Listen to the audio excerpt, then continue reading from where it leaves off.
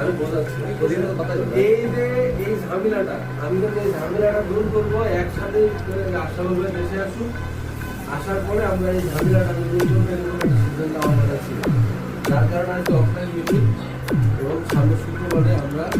আরেকগুলো এলাকায় যে অবসর প্রদানে যাবো ওই দিন আজকে যেহেতু এখানে 13-14 জন আছে ওই দিন ওইখানে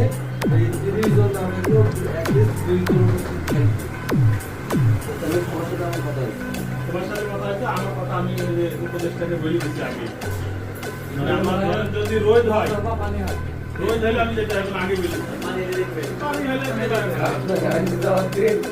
এখন আগে উঠে গাড়িটা থামাও আমি আসছি এক ঘন্টা বসে থাকছি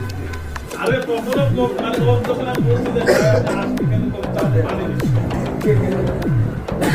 আর এই লোক আমাদের ঘুমাই দিল আরে ওইখানে যেই আমার লোকটা বলতে বলতে বেরিয়ে একবার আমরা এগিয়ে কিন্তু আগে বলে আধা ঘন্টা